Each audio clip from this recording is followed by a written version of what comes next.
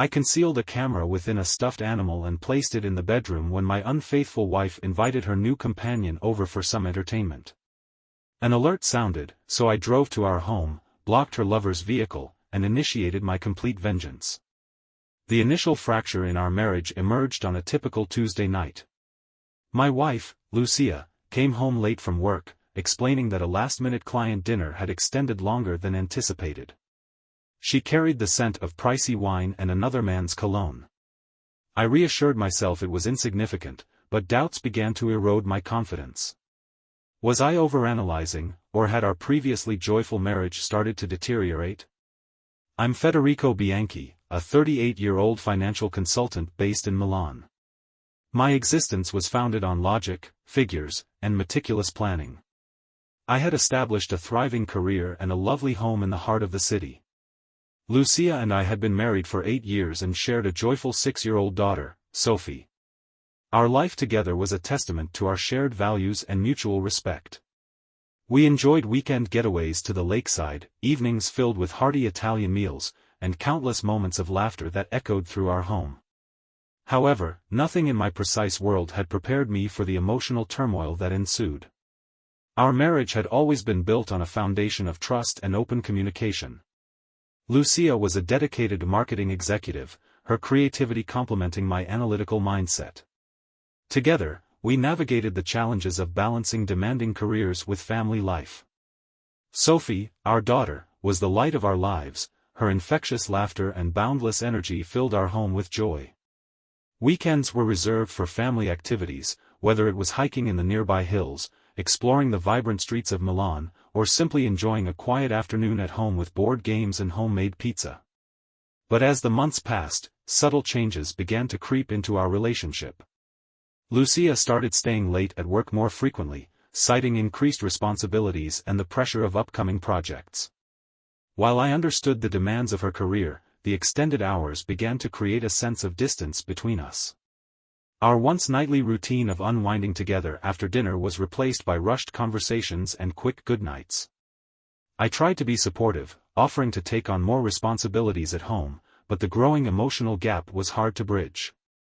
It was during this period of growing tension that I first noticed the scent of expensive wine and unfamiliar cologne lingering on Lucia's clothes. Initially, I dismissed it as a byproduct of her demanding job and social obligations. However, the presence of another man's scent planted a seed of doubt in my mind.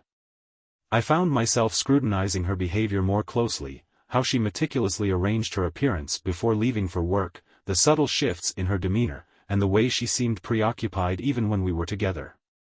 One evening, as I sat in my home office reviewing financial reports, I glanced up to see Lucia entering the room with a glass of red wine in hand. Her smile was warm, but there was an undercurrent of exhaustion that I couldn't ignore. She placed the glass on the table and offered me a tired kiss on the cheek. "Long day?" she asked softly. "Another busy one," I replied, forcing a smile. "You look like you could use a break."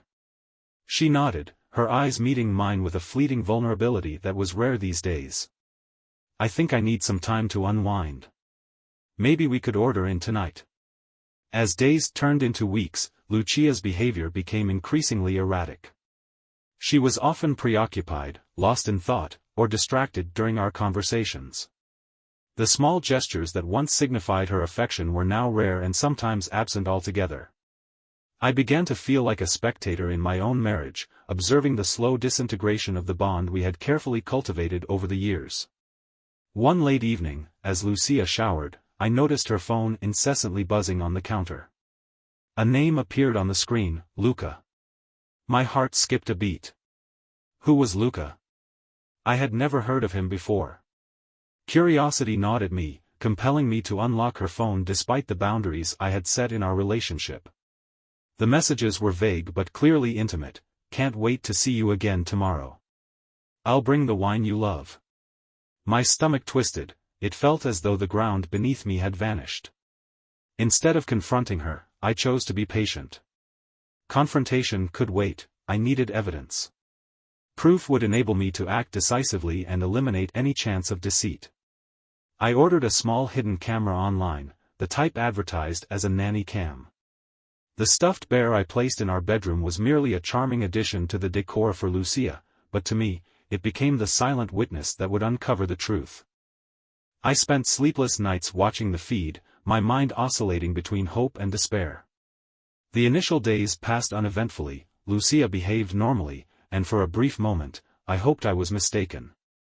Maybe the messages were harmless, perhaps just a new friend or a colleague.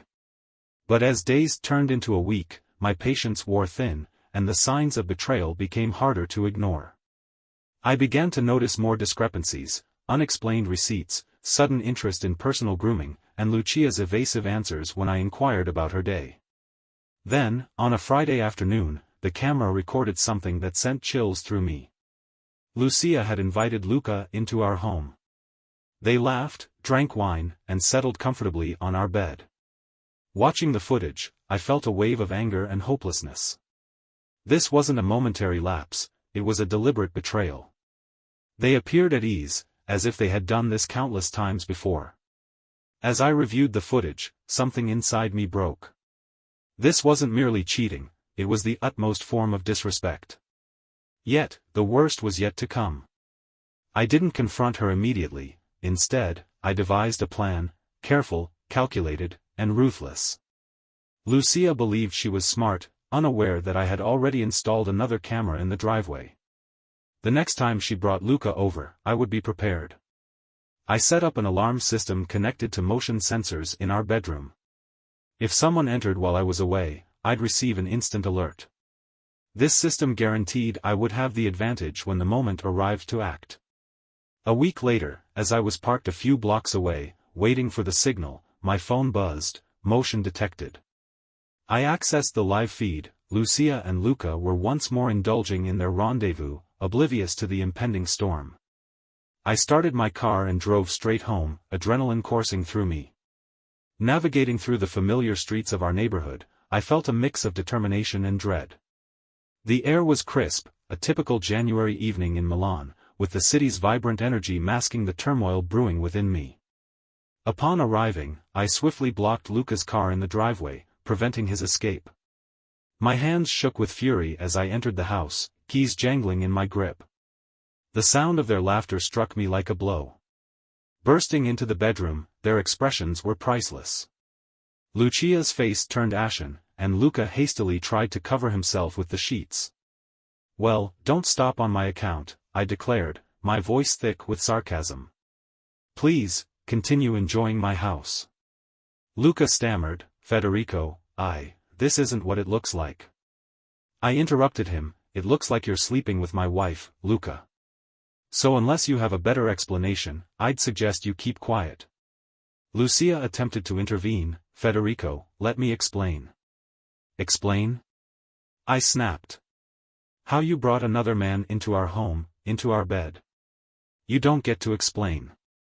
I turned to Luca, "Get dressed now." My tone left no space for negotiation. Luca fumbled with his clothes, muttering apologies. Once he was dressed, I gestured towards the door, "You're not going anywhere just yet." With both of them standing before me, I outlined my plan. I had documented everything, the footage from the stuffed bear, their text messages, and even Luca's car parked in my driveway. I showed them clips on my phone, watching as their composure faltered. "Here's what's going to happen," I declared. "Luca, you're going to reimburse every dollar Lucia spent on you. Lucia, you're leaving this house tonight. Sophie and I deserve better." Lucia began to cry, but I felt no pity. The weight of her betrayal had extinguished any remaining love I had for her. Luca transferred the money within hours. He appeared as a man who had aged a decade overnight. As for Lucia, she packed her belongings and left. I had already consulted a lawyer and initiated divorce proceedings. Her infidelity ensured that custody of Sophie would remain with me. News of their affair spread swiftly, especially within our professional circles. Luca, a marketing director for a competing firm, lost his job once his indiscretions became public. Lucia's reputation also took a hit. She relocated to another city, distancing herself from the life she had wrecked. In the ensuing months, I focused on rebuilding my life. Sophie and I established a new routine, one filled with laughter and love. We spent weekends exploring Milan's vibrant streets, visiting museums, and enjoying picnics in Parco Sempione. I enrolled in a weekend cooking class to surprise Sophie with homemade pizzas, and we often spent evenings baking together, filling our home with delicious aromas and the sound of her giggles. The betrayal had left scars, but it also taught me resilience. I learned a valuable lesson: trust is sacred, and once shattered, it's nearly impossible to mend. However, I also realized that betrayal doesn't define you, how you rise above it does. I started attending therapy sessions to navigate my emotions, finding solace in mindfulness practices and reconnecting with old friends who had been pillars of support.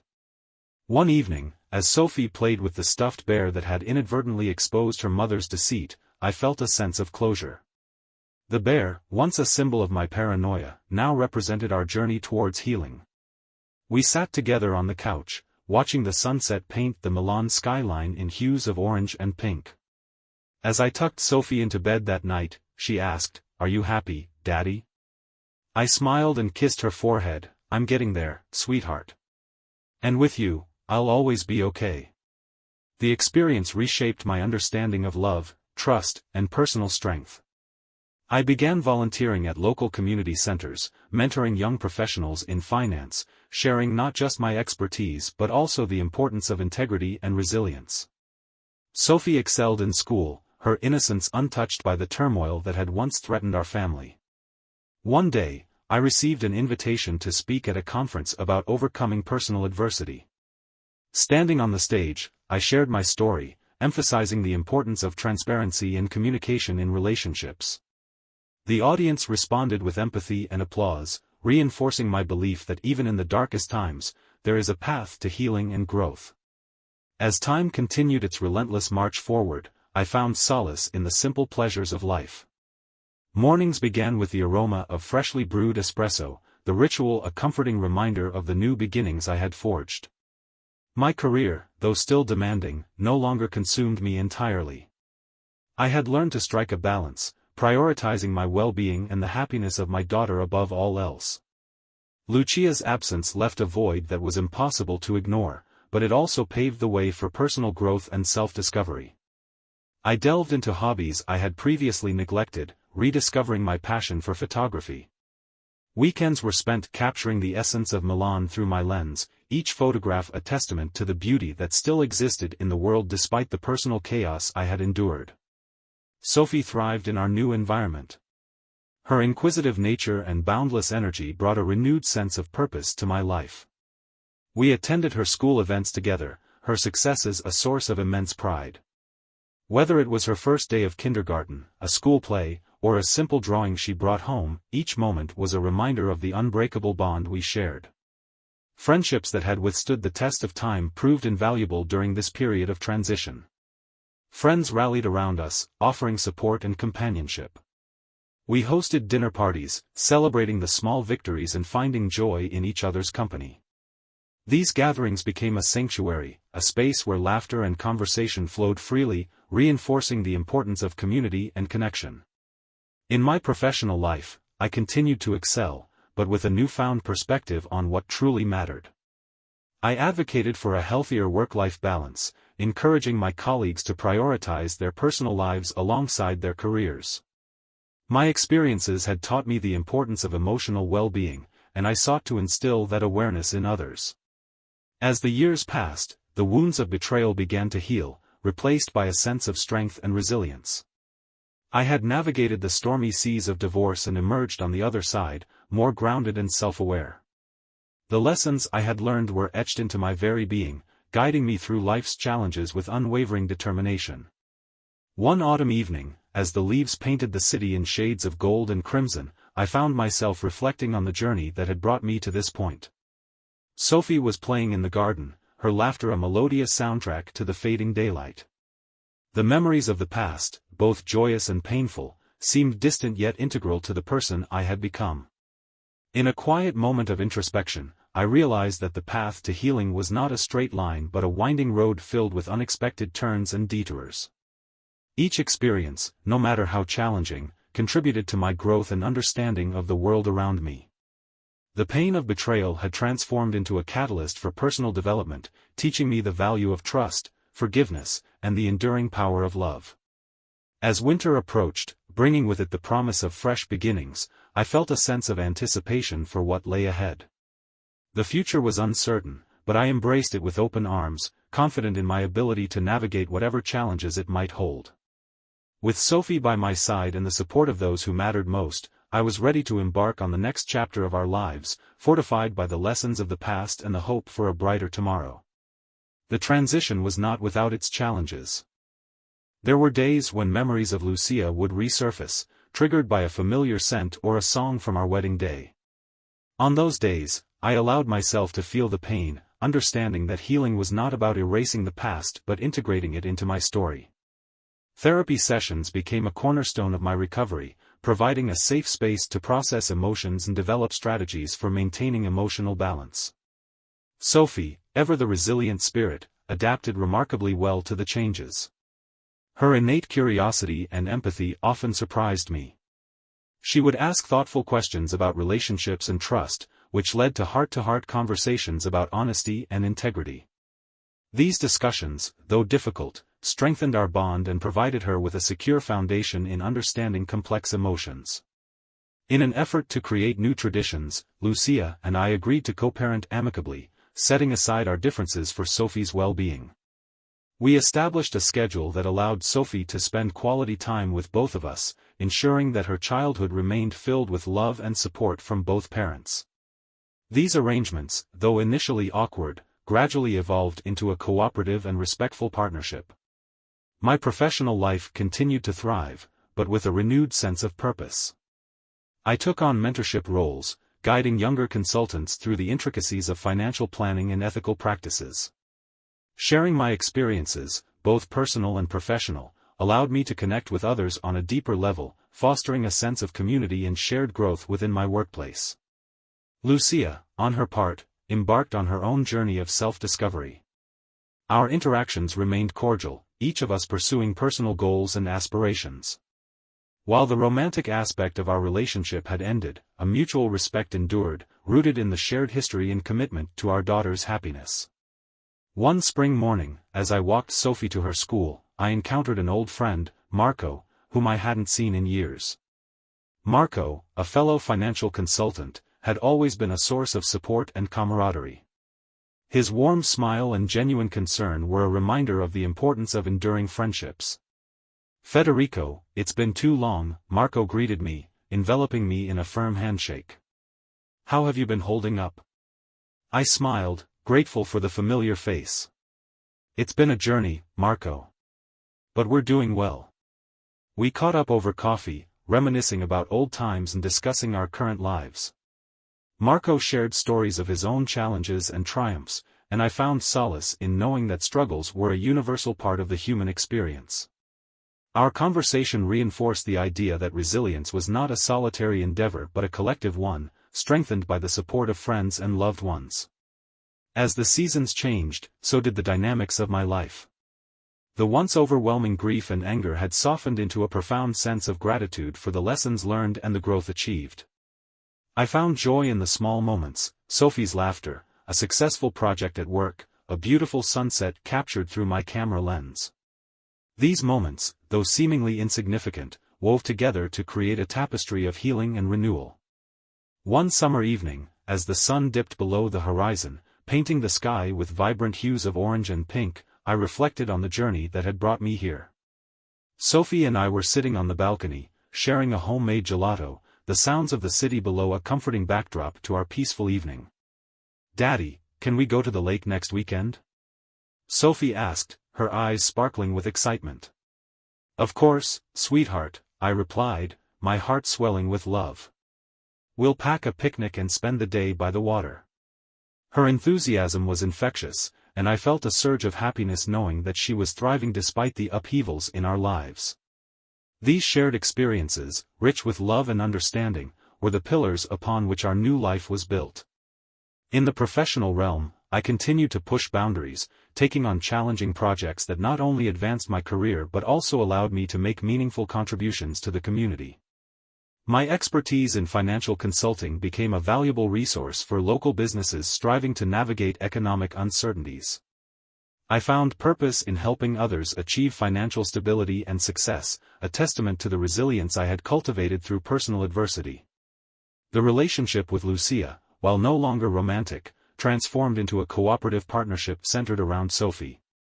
Our interactions, though initially strained, evolved into a collaborative effort to provide the best for our daughter. We attended parent-teacher meetings together, coordinated extracurricular activities, and supported each other's decisions as co-parents. This mature approach to our new dynamic underscored the depth of our commitment to Sophie's well-being. As the years progressed, I noticed a positive shift in my outlook on life. The pain of betrayal, once a constant shadow, had given way to a profound sense of inner peace. I embraced the unpredictability of life, understanding that challenges were opportunities for growth rather than obstacles to happiness. This mindset not only enhanced my personal life but also permeated my professional endeavors, fostering a culture of optimism and resilience within my team. One autumn afternoon, as the leaves outside our home turned to shades of gold and crimson, I decided to revisit the events that had led me to this point. I pulled out the footage from the stuffed bear, watching the moments that had shattered my trust and altered the course of my life. Instead of anger, I felt a sense of gratitude for the clarity it had provided. The evidence had been the catalyst for necessary change, allowing me to confront the painful truth and take control of my destiny. In a symbolic gesture of closure, I decided to remove the camera from the stuffed bear and repurpose it as a keepsake.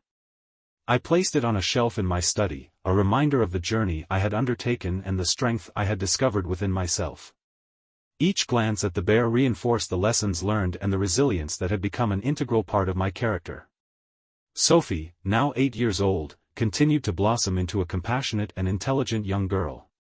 Her curiosity about the world was matched by her empathy and understanding, traits that made me incredibly proud. Together, we embarked on numerous adventures, each one strengthening our bond and creating cherished memories.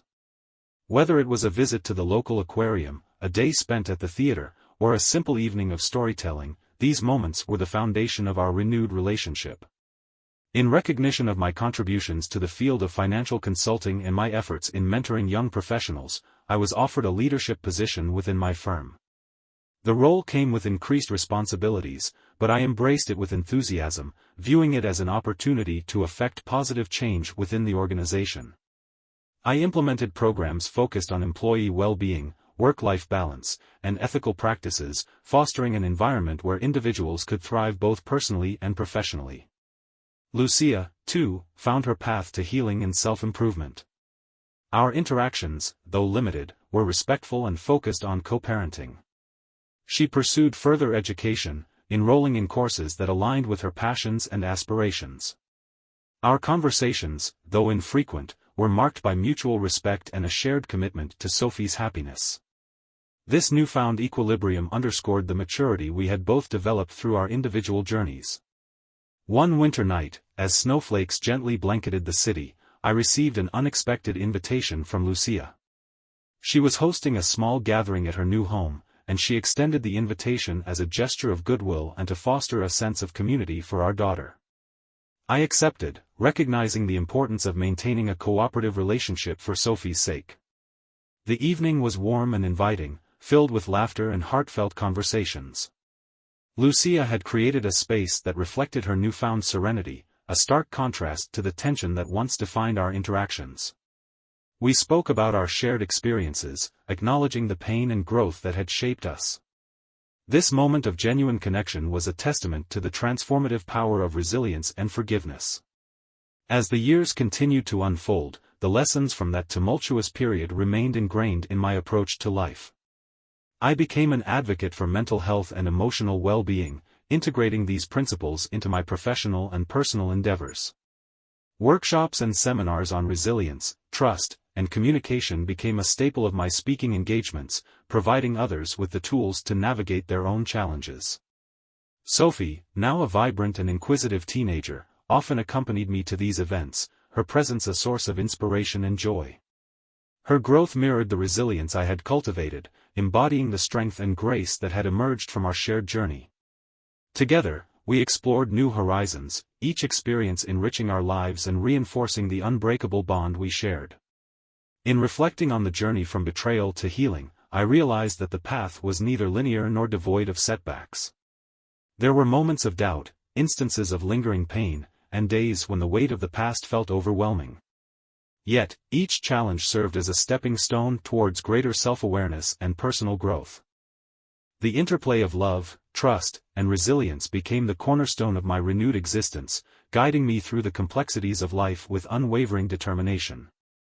One spring morning, as blossoms began to bloom and the city awakened to the promise of a new season, I stood on the balcony of my home, watching Sophie chase butterflies in the garden.